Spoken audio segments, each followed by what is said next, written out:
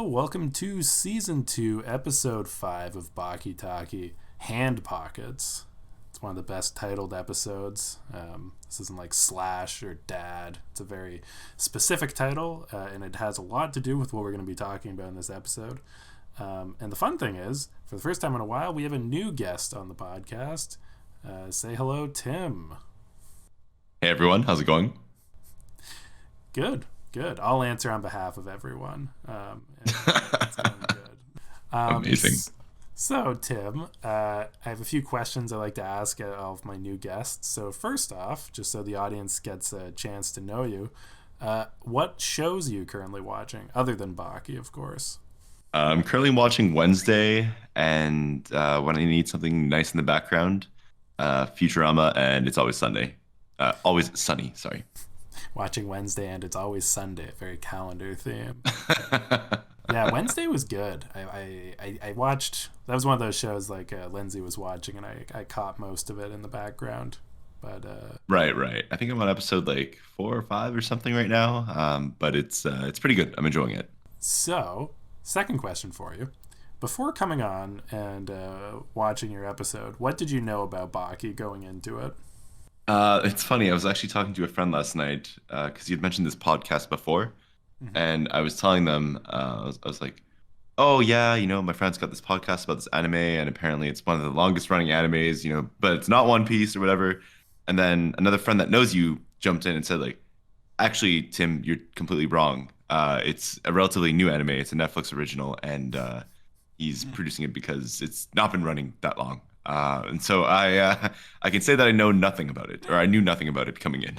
You know what? You're close, though, because I've said the same thing. It's one of the longest running manga in the world. Oh, that's what it was. Yeah. See, like I was wrong, and then I looked at it on Netflix, and I was like, shit, shoot, I guess he's right. Yeah.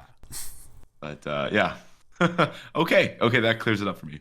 So, yeah. Okay, perfect. So let's talk about what you learned in the episode. So this is another great episode. The Raitai tournament is still going on, and we have quite a few fights to talk about. The first one up is, of course, we started it at the end of the last episode, Mr. Oliver versus Shobun Ron, or Mr. Unchained versus another guy inexplicably named Mr. Unchained. So, Tim, can you walk me through how this fight starts off? Or what were your first impressions of what was going on? Well, I was honestly watching the opening title sequence, the theme song, and I was trying to figure out who was the main character throughout the entire theme song, and I narrowed it down to 2 guys. I can't really describe them because really just everyone is impossibly muscular. Yep. But I found the main character at least. So when I started watching the episode, I saw these 2 guys, and I knew neither of them was the main character.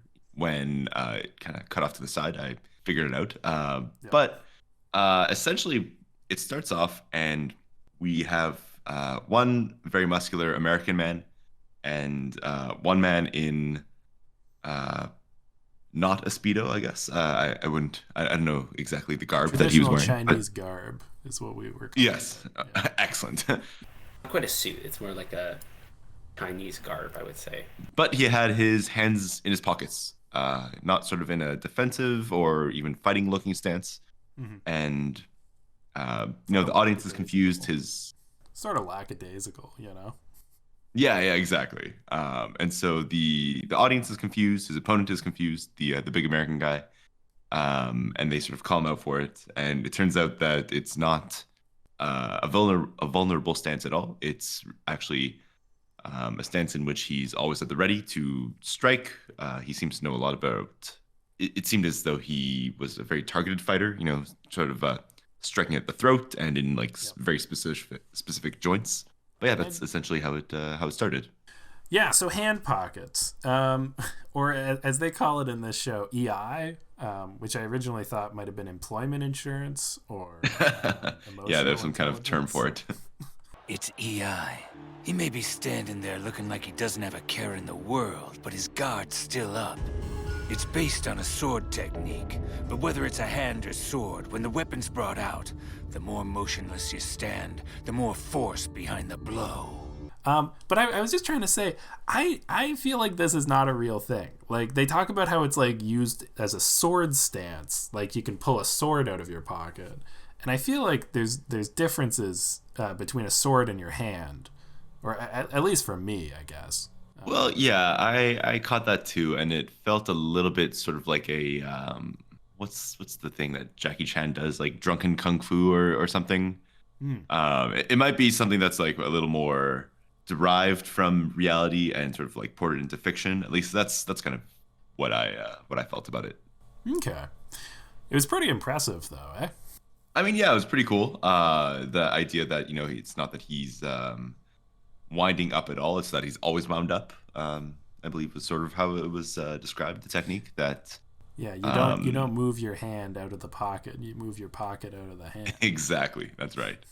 Now, on the topic of cool hand pockets, though, there's actually two hand pocket instances. Of course, Ron is putting his hands in his traditional Chinese garb. But Biscuit Oliver decides that he's going to copy his opponent's fighting technique. Oliver's doing hand pocket! Hey, wow. You're onto something here. This feels pretty good. What did you think of Oliver's hand pocket? It was interesting. It felt very mocking at first. No way! He's mocking Shoboon! Get him, Shoboon! But I think he got the hang of it. But I suppose it really drove home the point that it wasn't about having hands in pockets specifically, and I guess that a pocket can be anything if you dream hard enough. But that's sort of the impression I got. But it was a nice touch, sort of like it felt like a tongue in cheek from the writers / animators, just to be like, hey, he's gonna do this ridiculous thing now, and you're gonna sort of accept that he's imitating his opponent's stance, even though he's not at all wearing garb that contains pockets at all. Yeah. Yeah, and just as a reminder, so he's wearing a Speedo as he does this. Yeah, so yeah. You can see the entirety of his ginormous hands. Yeah, exactly. So as the fight goes on, Ron shows that he is faster, more skilled. He also shows that Oliver cannot use the hand pocket technique at all.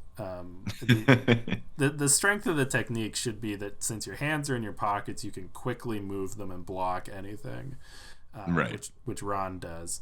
Oliver just gets punched in the face probably 4,000 times. Why don't you take them out? Huh? You can't counterattack now, so you should at least take your hands out of your pockets, don't you think? Huh? If you're standing this close to me, then you ought to be able to punch me in the stomach or kick me in the jewels. At that point, who did you think was going to win this fight? The thing is, I felt that Oliver was going to lose, but then I thought more, and I thought that was kind of just like, it was the part in the show where we wait for Oliver to get his comeback, and of course he did, as we all saw. They did a good job of making it seem like his backs are against the rope. His back is against the ropes.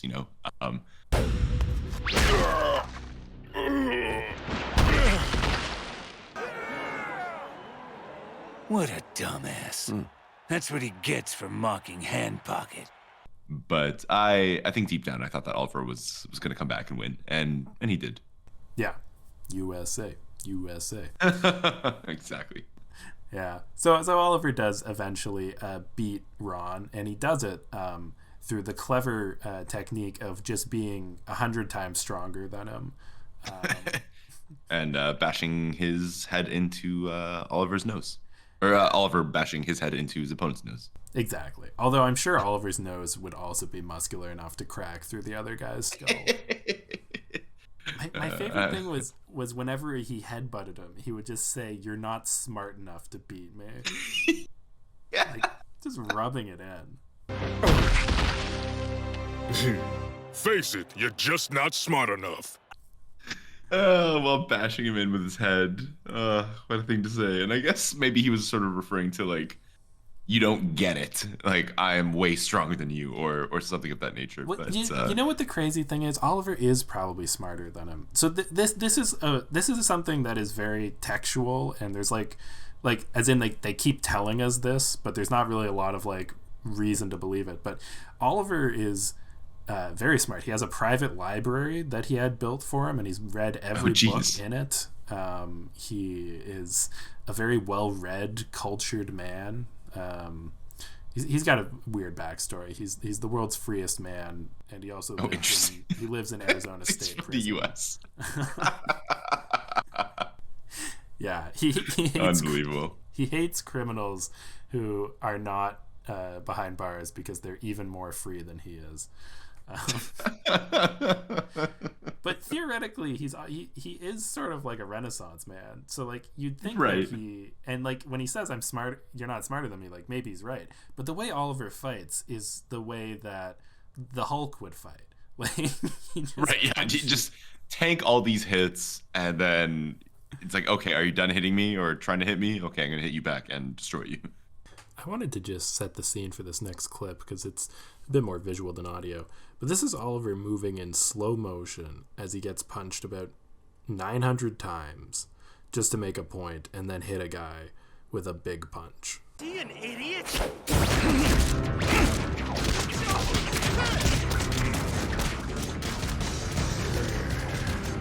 How come you're so desperate all of a sudden, huh? So you showed me how your hands come out of your pockets. Now let me show you how it's really done. Slowly, ever so elegantly.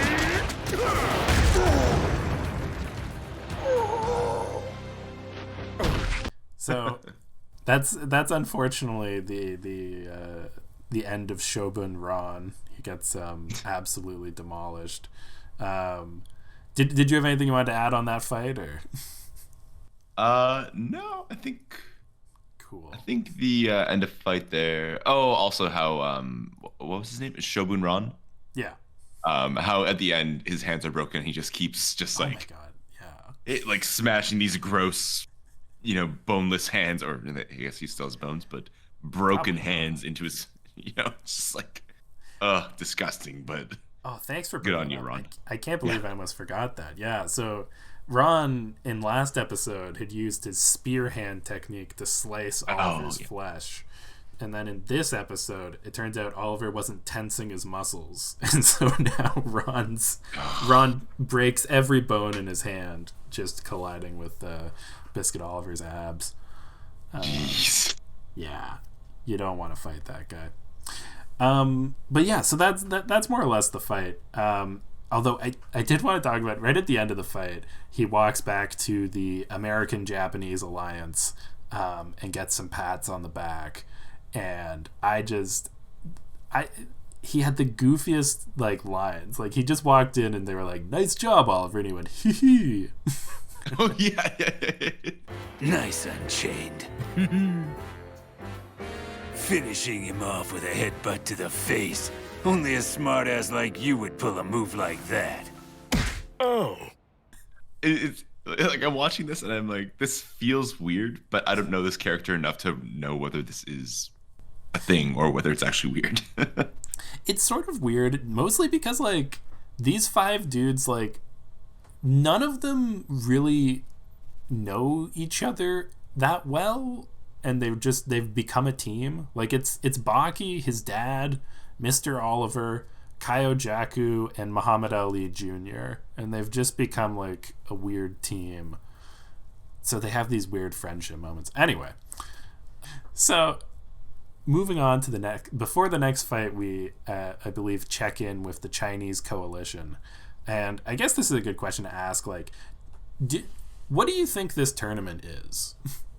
This to me kind of feels like, not in Dragon Ball Super, but in Dragon Ball Z and also in Dragon Ball, they have whatever the tournament was called there, where they just get a bunch of martial artists. And, looking back, of course, a bunch of them were kind of jank in Dragon Ball. But, in Dragon Ball Z, we got Vegeta and Goku and Trunk. Anyway, it feels like that kind of tournament where you're getting, the best martial artists in the world.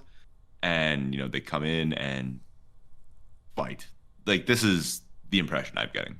Yeah, that's pretty accurate. So I'll just flesh it out a bit because, to be honest, this is probably good for the listeners too, because it's taken a very weird turn of events lately. So this is the Grand Rai Tai tournament, which only takes place once every 100 years. And it's where they crown the greatest fighter in China, who will be called the Grand Kaio. It was supposed to be like a 16-person bracket, but they accidentally invited too many Japanese and American fighters as sort of like, special guests. And then they won all of their fights. So it looks like China's not going to win the Chinese martial arts tournament. So halfway through, they canceled the bracket and just said it's 5 Chinese guys against 5 of the rest of the world.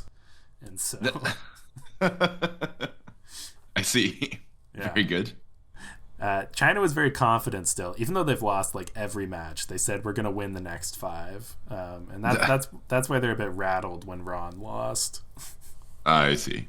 So yeah, so in that scene, we're introduced to, or we get a bit more familiar with Shunsei, who is Kaio Kaku's son. I just wanted you to guess, how old do you think that old guy is? Oh, the old guy in purple who looks like kind of like a guru-looking dude. Yeah. Oh, geez, it's either like younger than I expect or way older. 300 years old. Something bizarre like that. It's not a bad guess. Is he just like 80 or something? He's 146. It's okay. It's like old enough that it's impossible, but not that old that you go, well, that's clearly impossible. It's like, okay, I see. Okay, that's fair. That's within like suspension of disbelief or whatever. Yeah. And it also makes it so that the Shunsei, his son, he had him when he was 121 years old. Great. Yeah. So Shunsei is our next fighter. What do you think of this guy? Shunsei? Father, you wouldn't take a toy away from your very own son now, would you? He seems confident and muscular initially. Maybe a little hot-headed or something. I believe in the like waiting room or change room or wherever they were at that point. He got called Tarzan. Yeah, I like that one. It's kind of like a nice jab by the localizers, but he seems. I actually checked the subtitles for that line, and they don't even call him anything. Like they just threw in that Tarzan stuff because they probably think he just looks like Tarzan. No, that's pretty funny actually. You want me to kill you too? Good luck with that, Tarzan. For reference, the original Japanese is the much more friendly, I'm not your enemy. But no, he seems like maybe a little cocky, not too cocky, just like appropriately confident for his apparent level of strength is kind of how I took him. Honestly, I didn't realize that he was going to be fighting against Baki. If I had known he was going up against the main character, I probably would have thought that he would have lost. But kind of like whoever he's fighting, he's probably going to win. Yeah.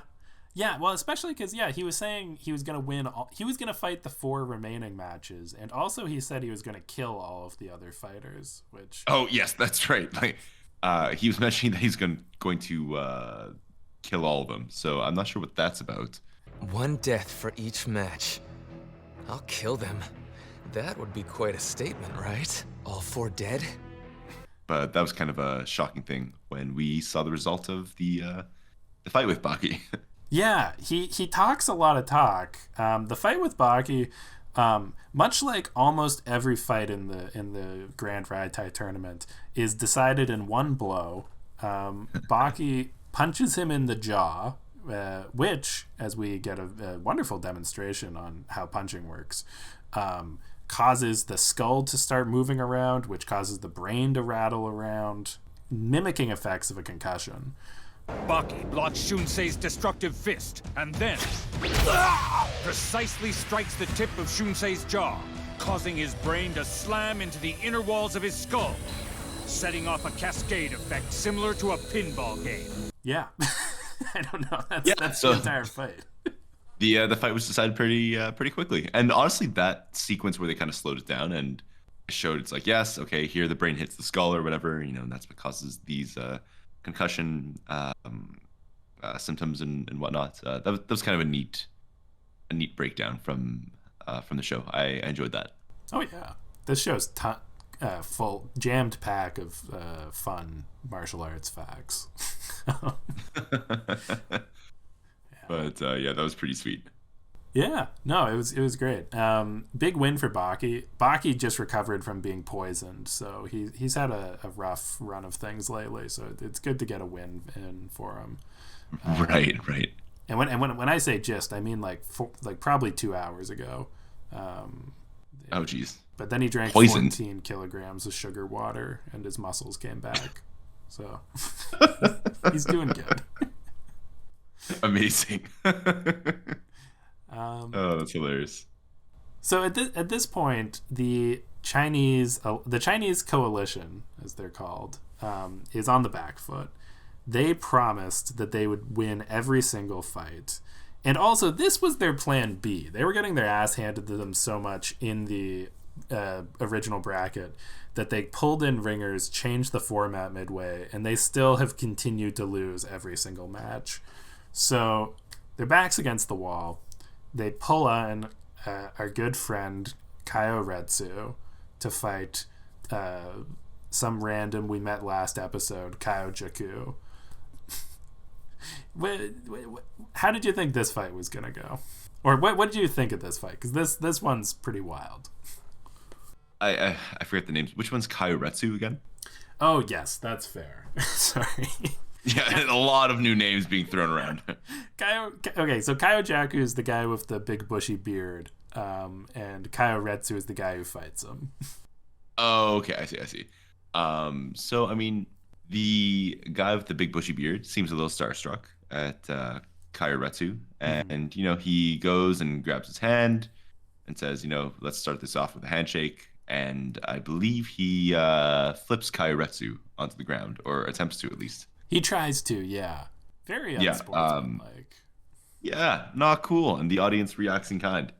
Sort of with a colossal not cool man. But he gets counterattacked and thrown to the ground instead. I actually wrote down a quote from the announcer, because I love the announcer of this tournament so much. But what a low blow from the Japanese fighter! It's disgusting to see such cowardly tricks! Using a handshake, a ritual of friendship to hide a sneak attack? It's disgraceful! Amazing. So yeah. What a good quote.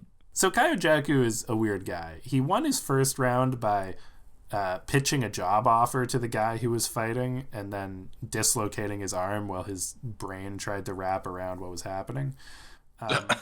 In this round, he goes for the handshake against Kaio Retsu, tries to do some weird karate move, and gets manhandled by Kaio Retsu. As a follow-up, he decides, I'm going to go up and shake Kaio Retsu's hand again. And amazingly, Kaio Retsu shakes his hand again, and the same exact thing happens. I knew you'd do it. You're too honorable not to shake my hand. How foolish! Would you be amazed if I told you that the first thing that happens next episode is he goes for another handshake? I'm not gonna lie, I started watching the next episode too because it's so good. So no, I'd not be amazed, but I was amazed at the time. Yeah, it's such a crazy fight, and we'll get the conclusion to this fight next episode. But so I won't ask you who wins, because I guess you know who wins the fight. I do, yeah. Yeah. Good fight. Yeah, no. So yeah, that's sort of the fight. Did you have anything else that you wanted to talk about in this episode? Any observations I didn't get a chance to touch on? I'm curious about the whole idea about them wanting to kill like all of their opponents. Yeah. Is that like a well-known thing, or is it like, is killing allowed in this tournament, or is it kind of just like they have a plan for some reason? Well, theoretically it's allowed, because they didn't seem to really try and stop Shinsei. Nobody's died yet in this tournament. I will say one guy's face got ripped off, but he's okay now. Yeah, it's interesting. Killing is probably not I would say the phrase would be killing is frowned upon. It's frowned upon. I was hoping you'd say that. Yeah. Oh, that's funny. Haven't seen anybody do that. It's the stakes in this tournament are weirdly high on one side. It's like 5 guys on the Chinese coalition who've spent their entire life perfecting Chinese martial arts to win this once in 100-year tournament. And on the US-Japanese side, it's 5 dudes who found out about the tournament a week before it started. And some of them got, like, just kidnapped into the tournament. Jeez. Yeah. It's great. I love the Rai Tai. But anyway. This is pretty cool. Yeah. So I guess that goes into the question that I love to ask. Now that you've watched an episode plus some of Baki, do you think that it is a good show? I think, and I had this thought during, while I was watching it, I enjoy it. I think that it's an interesting shonen anime that, features martial arts, which I'm sure is a common trope, but watching it, like even just the first episode, I mean, you heard I went and watched another one. So I think it's a good show. I would probably watch from the beginning just to see what it's all about. Yeah.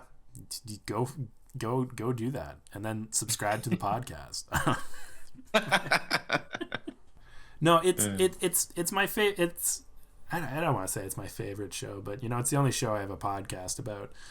Editor's note, I can't believe I got this wrong. It's not the only show I made a podcast about. If you want to watch a show about CBS's and Stephen King's Under the Dome, check out Home Away from Dome on your favorite podcast provider. The fun of it is that it is internally consistent. It's sincere about itself. And I never know what's going to happen unless I've spoiled myself. Like the way that fights happen, the way that people act is just so interesting to me. Right. I never know where it's going to go. I don't know. I always appreciate a show that does a good job of making it unpredictable. Like what's going to happen next. Like, I'm just like, oh, hey, any character could literally die at any point in time. Like nothing is off the table. I appreciate a show that does that well. And it sounds kind of like this does it in some way. Yeah, except nobody ever dies. They just get their face ripped off. Or they get punched so hard they regress to the mind of a 5-year-old.